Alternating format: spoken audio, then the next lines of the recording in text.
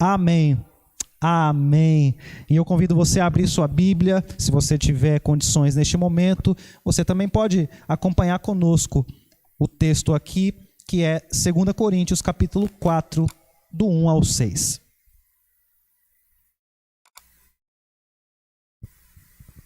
Que diz assim: Portanto, visto que Deus, em sua misericórdia, nos deu a tarefa de ministrar nesse novo sistema, nunca desistimos.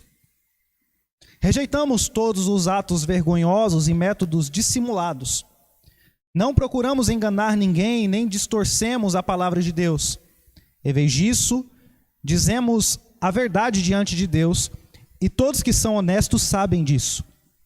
Se as boas novas que anunciamos estão encobertas atrás de um véu, é apenas para aqueles que estão perecendo. O Deus desse mundo cegou a mente dos que não creem, para que não consigam ver a luz das boas novas, não entendendo essa mensagem a respeito da glória de Cristo, que é a imagem de Deus. Não andamos por aí falando de nós mesmos, mas proclamamos que Jesus Cristo é Senhor e que nós mesmos somos servos de vocês por causa de Jesus.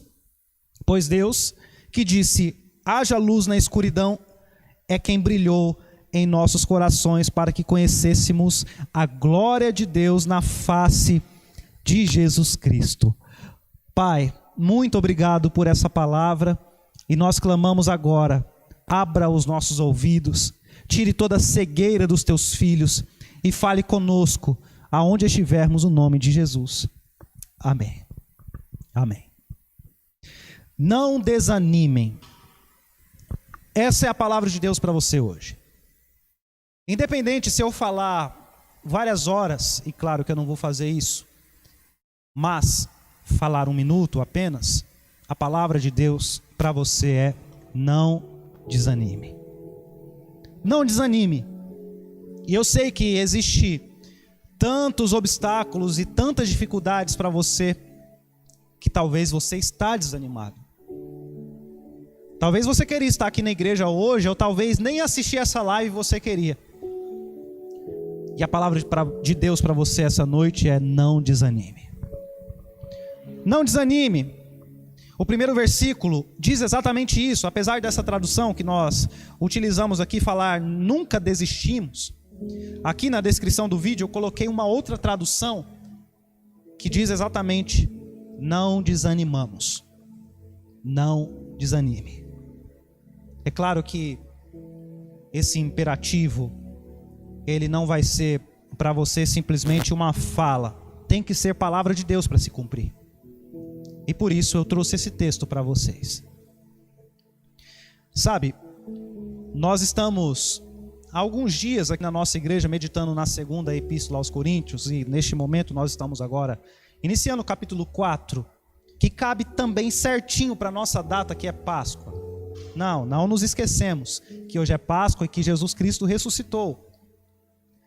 Mas nós estamos aqui para proclamar exatamente Ele, e nós só temos uma intenção: falar que Ele é o nosso Senhor. Irmãos, apesar do apóstolo estar fazendo uma propaganda, esse é o gênero literário aqui, propaganda. Apesar dele estar fazendo uma propaganda, o centro de todo esse texto é Jesus. Paulo, ele está diante de uma polêmica, está combatendo um problema na igreja de Corinto, da cidade de Corinto, mas o centro é Jesus. Paulo está se defendendo, mas o centro é Jesus.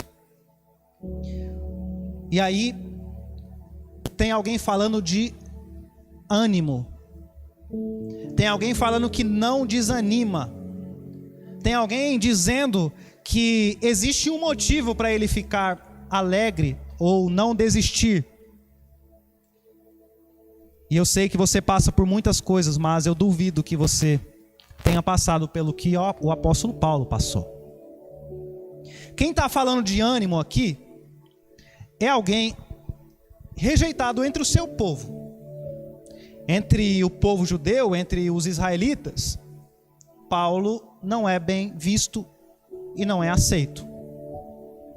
Entre o seu povo, Paulo é perseguido.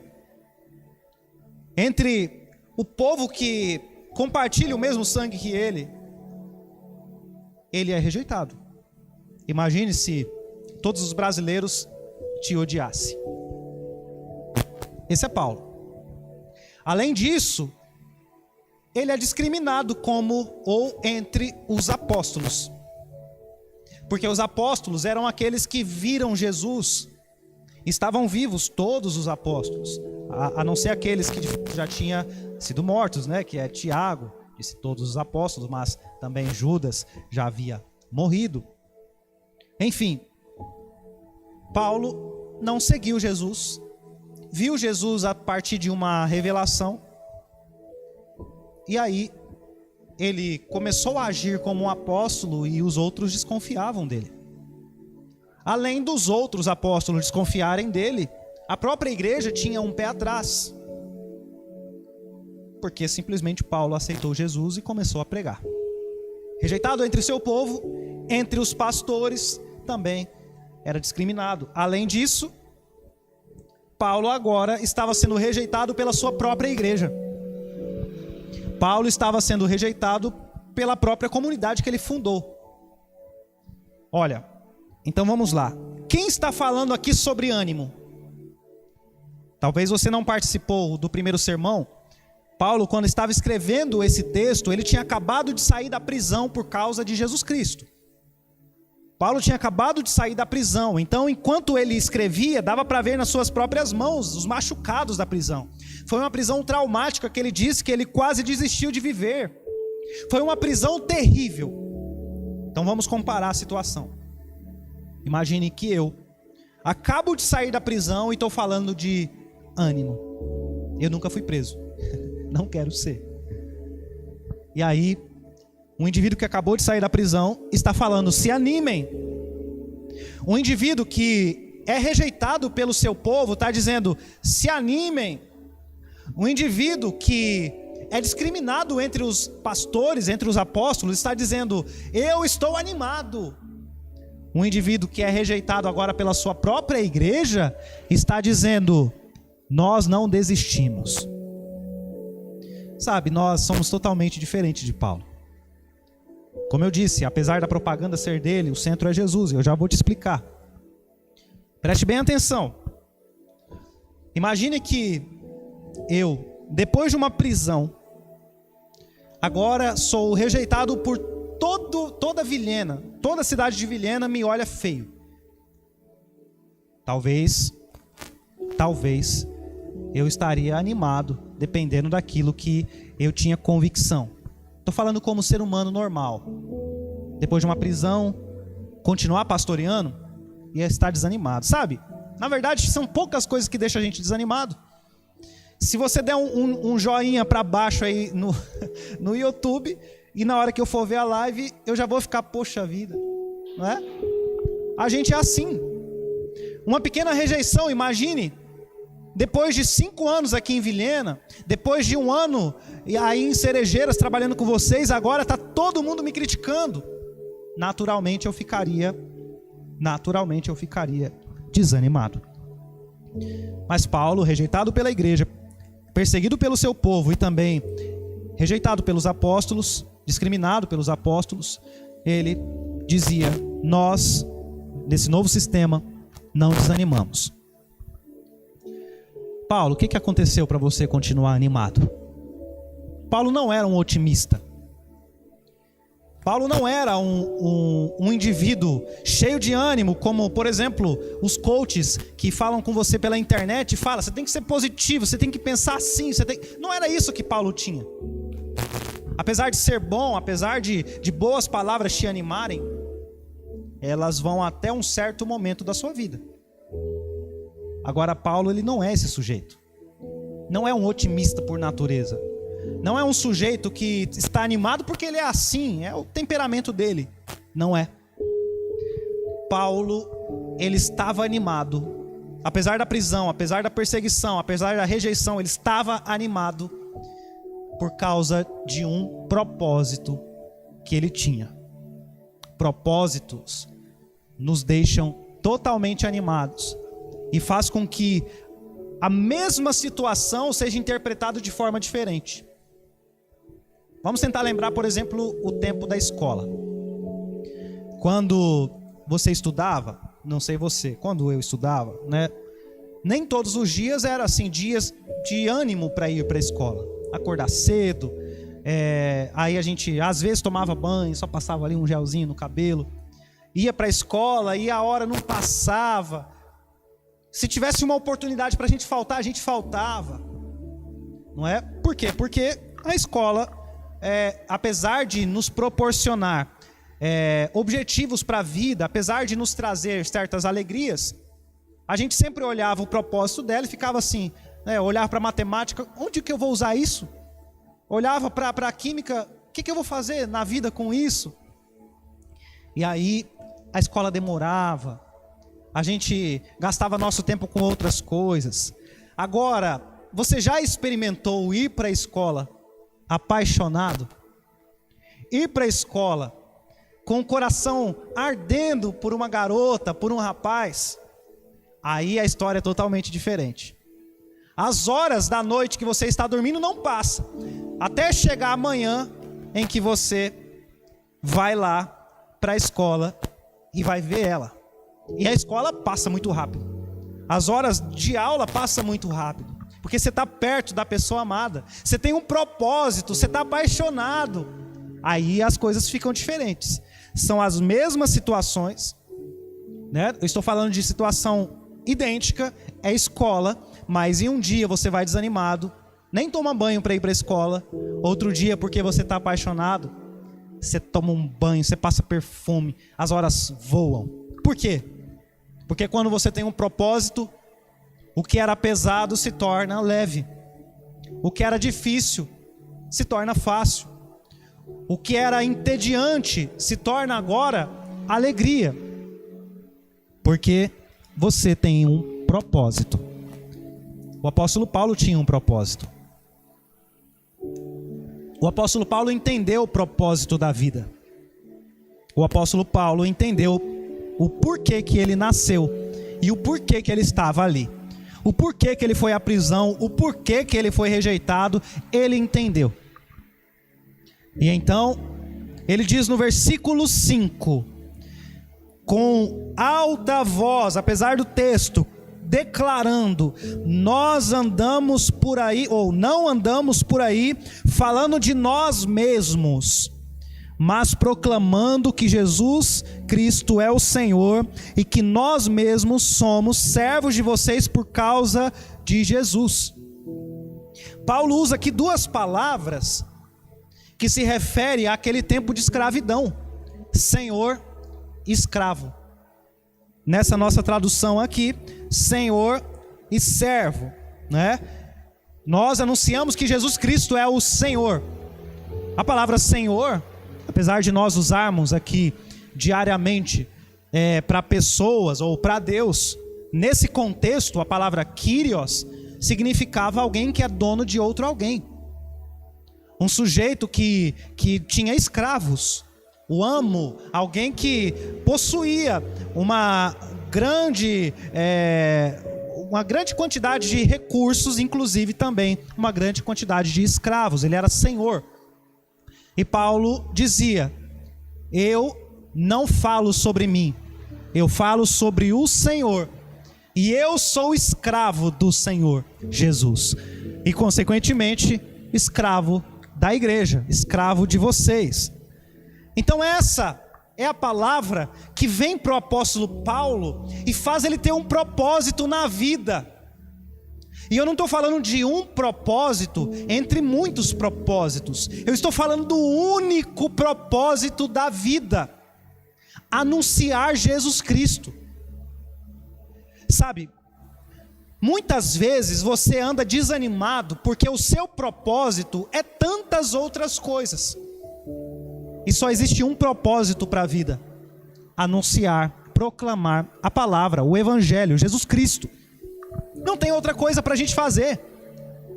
Sabe, hoje é domingo de Páscoa e Jesus ressuscitou para um só propósito, para nos levar para o céu, ressuscitados. Foi isso que nós lemos lá em 1 Pedro. Então o propósito de Jesus Cristo ressuscitar não foi para você agora estar próspero, triunfar, ser rico na sociedade, ser famoso. Não faz sentido essa vida. Não faz o menor sentido você professar uma fé e viver tantos outros propósitos. Você está aqui na terra só para uma coisa: anunciar Jesus Cristo. Sim, Deus nos dá privilégios, deixa você ter família, deixa você ter riquezas, deixa você ter alegrias, mas o propósito da sua vida não é esse. O propósito da sua vida não é esse. E sabe, Paulo entendeu porque foi a misericórdia quem o chamou. Paulo entendeu porque foi a misericórdia quem o convocou, e ele não era ninguém. E aí, quando ele percebeu que o propósito da vida não era outro senão proclamar Jesus Cristo, ele não desanimava. Sabe, tenta pensar em coisas que te traz desânimo, ou experiências de outras pessoas. Tem gente que conquista todos os sonhos e continua desanimado. Tem gente que alcança um nível de vida que você olha e admira e bate palmas, e a vida dele não faz o menor sentido, porque Jesus não ressuscitou para você viver apenas aqui na terra feliz. Não é para isso. Você não está nessa live só para assistir uma live e amanhã trabalhar e continuar a vida. Essa vida não faz sentido. Você tem que entender que não faz o menor sentido essa vida se não for para anunciar. Porque quando Jesus Cristo ressuscitou, ele apareceu para os seus discípulos e ele agora deu um propósito: vocês vão continuar aqui para anunciar para todo mundo que eu ressuscitei e que há salvação no meu nome. Vocês vão anunciar para todos, e esse é o propósito do mundo continuar. E de todas as profecias para a vinda do anticristo e a vinda de Jesus Cristo, só falta anunciar. De todas as profecias que iriam preceder a volta de Cristo, só falta anunciar para todo mundo, e falta pouco do todo mundo, pouco. O propósito não só da igreja, o propósito da vida é anunciar que Jesus Cristo é o Senhor, que Jesus Cristo ressuscitou e que nós estamos indo para outro lugar. Talvez você está desanimado porque você está cego e o seu propósito é outros, e o seu propósito é outra coisa. O versículo 3 e 4 diz assim: se o evangelho, se as boas novas que anunciamos estão encobertos atrás de um véu, é apenas para aqueles que estão perecendo. O Deus deste mundo cegou a mente dos que não creem, para que não consiga ver a luz das boas novas, não entendendo essa mensagem a respeito da glória de Cristo, que é a imagem de Deus. Preste atenção: o Deus deste mundo, em outras traduções, na que eu coloquei na descrição, o Deus dessa era, o Deus desse século, cegou as pessoas de verem a glória de Deus, o brilho da face de Cristo. Sabe o que acontece? As pessoas estão cegas. É por isso, e é só por isso, que as igrejas estão vazias, e também que às vezes as pessoas não te escutam quando você fala de Jesus. Paulo diz: o Deus desse mundo, desse século, dessa era, cegou o povo. Alguns comentaristas erroneamente dizem que o Deus deste século é Satanás. Paulo não está dizendo de Satanás. Paulo não está dando nem moral para Satanás. No capítulo 6 ele fala sobre Belial, mas nem lá era Satanás. Paulo ele gosta de colocar ou divinizar algumas atitudes, alguns comportamentos de pessoas, para dizer que ali há idolatria e ali há cegueira. Lá em Filipenses, Paulo fala que o Deus daqueles que falam muito sobre a alimentação é o próprio estômago. O Deus deles são o próprio estômago. Entendeu? Então, quando Paulo fala que o Deus dessa era cegou as pessoas ao ponto delas não verem Jesus Cristo, Paulo não está falando de Satanás. Paulo está falando de propósitos que não é o Evangelho. No primeiro versículo ele diz: nós não desanimamos. Mas Paulo, por que tem tanto crente desanimados? Porque existe um Deus que cega o povo. Que Deus é esse? É o seu próprio propósito. Quando você vive em favor de você mesmo, quando você vive em favor dos seus próprios sonhos, você está cego. E é por isso que as pessoas dificilmente, quando estão em uma vida confortável, procuram Jesus, porque estão cegas. E eu coloquei pelo menos 3 motivos da cegueira, ou 3 propósitos errados, ou motivações para esses propósitos, que é a ganância, a fama e o prazer. Veja só, um indivíduo ganancioso, um indivíduo que faz de tudo para obter recursos, ele quer crescer financeiramente. Deus não proíbe você de fazer isso, mas o próprio Paulo diz: o amor ao dinheiro é a raiz de todos os males. No capítulo 2, quando Paulo faz a mesmíssima propaganda, ele fala: não somos como os comerciantes da fé. Tem muita gente que está na fé por dinheiro. Tem muita gente que não vem na fé, não vem para a fé, não vem para a igreja por causa do dinheiro. Gente que está cega por causa de recursos financeiros. O apóstolo Paulo diz: o Deus dessa era cega o povo.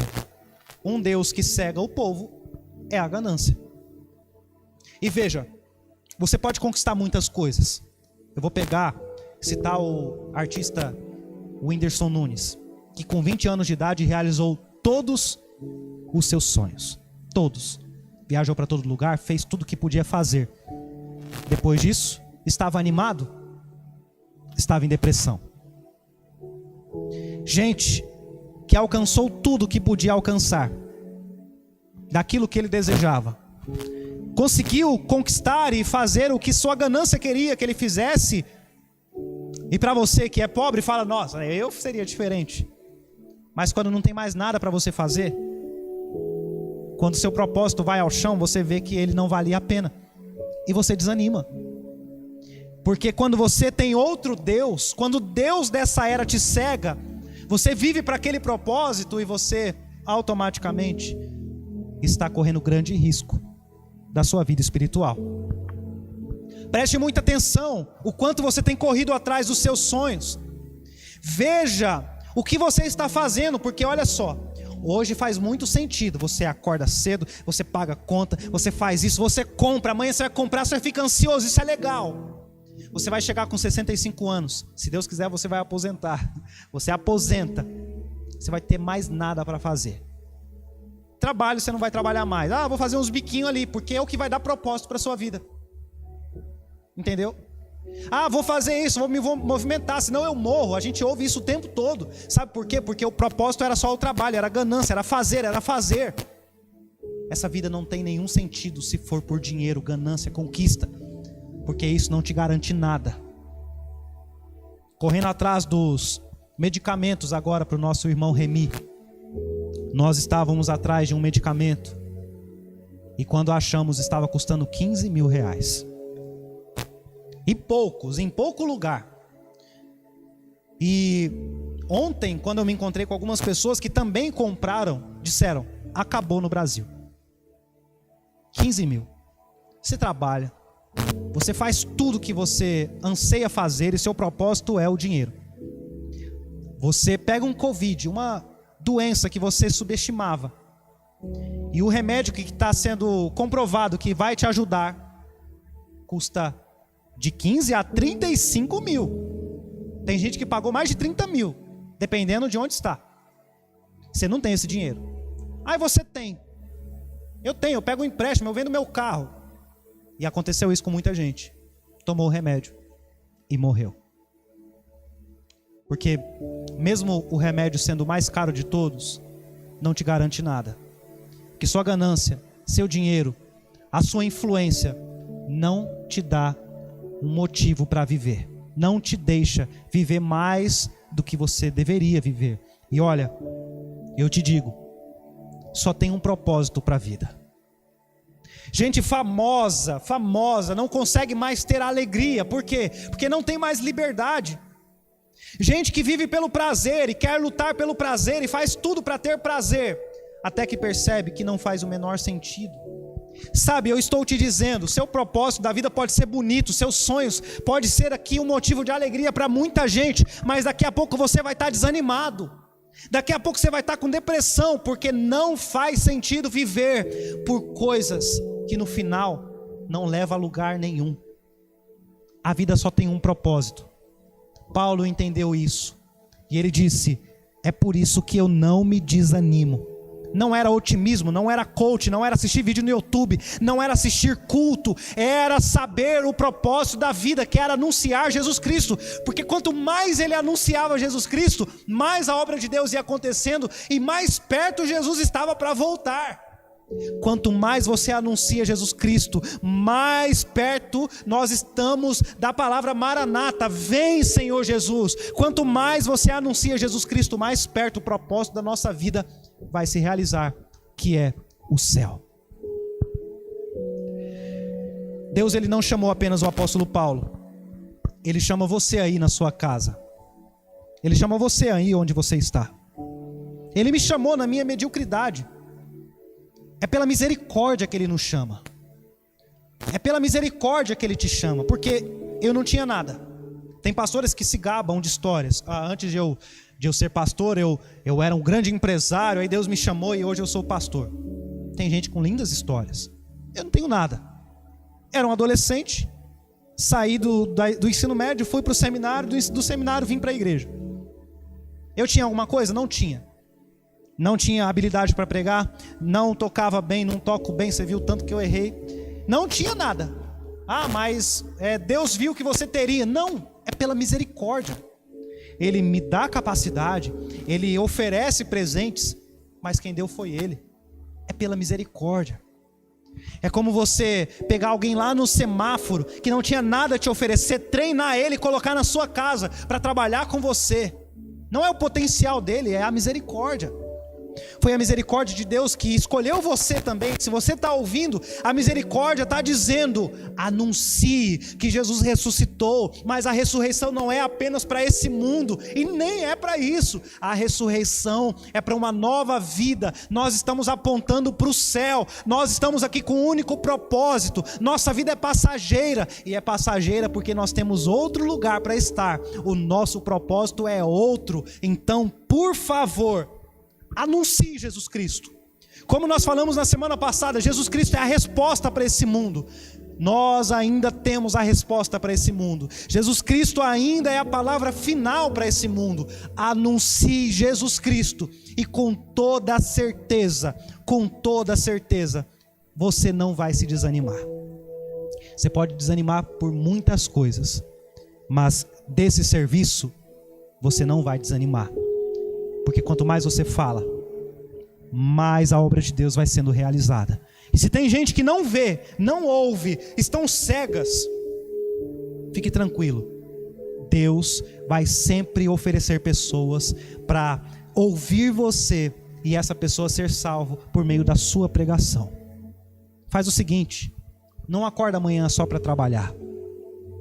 Faz o seguinte, não pega seu celular só para se divertir. Anuncie Jesus Cristo.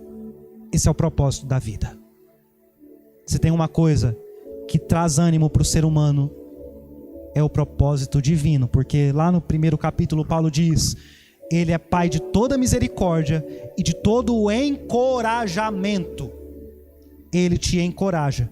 Ele quem diz para você: anuncie que Jesus ressuscitou. Ele não ressuscitou apenas para você viver em paz aqui, é mais para você subir aos céus. Que essa palavra marque profundamente a sua vida, a sua história, e você tem um propósito igual ao meu, igual ao dessa igreja, igual ao do apóstolo Paulo. Nós vivemos para a glória de Deus e para proclamar que Jesus Cristo é o nosso Senhor. Pai, eu oro neste momento por cada vida que te escutou que te entendeu, que percebeu o motivo do desânimo e agora clama por misericórdia, porque é a sua misericórdia que nos resgata, é a sua misericórdia que nos dá uma palavra. Então, Senhor, amanhã não apenas desperte o seu povo para ir trabalhar, mas também desperte os teus filhos para anunciar. Coloque pessoas enfermas na nossa frente para proclamarmos que tu és a cura.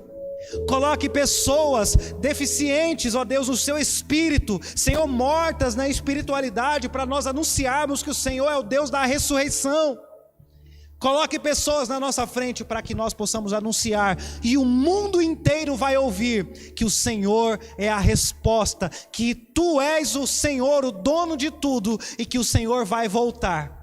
O Senhor não ressuscitou para que eu vivesse aqui numa igreja em Vilhena e em Cerejeiras. O Senhor ressuscitou para que a igreja de Vilhena, de Cerejeiras e de todo o mundo suba para o céu. E eu oro agora por cada vida que precisa de Ti e precisa de um ânimo neste momento. No nome de Jesus, nos encoraje, Espírito Santo, e devolva a alegria de viver. No nome do Pai, do Filho e do Espírito Santo. Deus abençoe sua vida, meus irmãos. Tenha uma excelente noite, uma excelente semana, um excelente mês de abril. E por favor, anuncie Jesus Cristo. Que a graça do nosso Senhor Jesus Cristo, o amor condescendente do Deus Pai, a comunhão do Santo Espírito de Deus, e seja com todos vocês, não só hoje, mas para todos sempre. Amém e amém. Deus te abençoe.